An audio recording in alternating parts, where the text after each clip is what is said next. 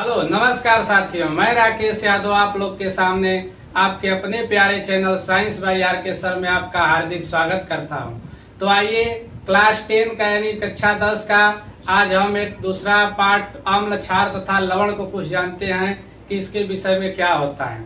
तो जैसा कि पाठ का ऊपर नाम देखें अम्ल क्षारक तथा लवण, तो हम पहले बताएंगे कि अम्ल की और क्षारक की पुरानी परिभाषा यानी बहुत समय पहले पुरानी परिभाषा यानी लेवाइजियर तथा डेवी नामक जो वैज्ञानिक थे 2500 ईसा पूर्व बताए कि एसिड यानी अम्ल क्या होते हैं, यानी वे पदार्थ जो स्वाद में खट्टे होते हैं, वे पदार्थ जो स्वाद में क्या होते हैं, खट्टे होते हैं तथा नीले लिटमस पेपर को लाल कर देते हैं। हमने कहा कि वे पदार्थ जो स्वाद में खट्टे होते हैं तथा नीले लिटमस पेपर को लाल कर देते हैं वही अम्ल कहलाते हैं। जैसे हम कह दें इमली, जैसे हम क्या कह दें इमली, यानी इमली क्या होती है भाई, खट्टा होती है।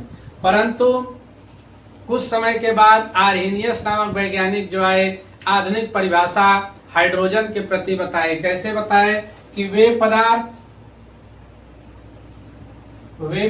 जो जल में घुलकर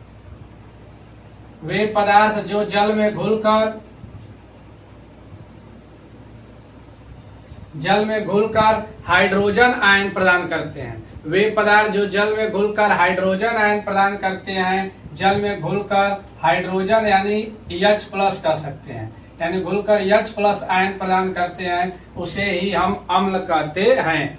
अम्ल का उदाहरण अगर हम पूछें तो जैसे HCl हाइड्रोक्लोरिक अम्ल है, H2SO4 सल्फ्यूरिक अम्ल है, HNO3 नाइट्रिक अम्ल है। ठीक इसी प्रकार अगर कह दें HCOOH फार्मिक अम्ल है, CH3COOH या एस्टिक अम्ल है, बहुत सारे अम्ल के उदाहरण हो जाएंगे। तो आर्हेनियस के अनुसार अगर अम्ल की परिभाषा कहा जाए तो वे पदार्थ जो जल में घुलकर H+ आयन देते हैं, यानी जल में वियोजित होकर टूटकर H+ यानी हाइड्रोजन आयन प्रदान करते हैं, उसे अम्ल कहते हैं।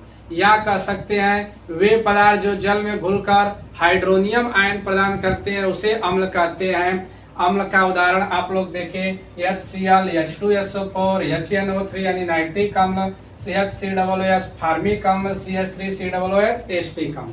तो हम कहेंगे आपको अम्ल जरूर समझ में आया होगा। अगर समझ में आया हो तो लाइक, सब्सक्राइब और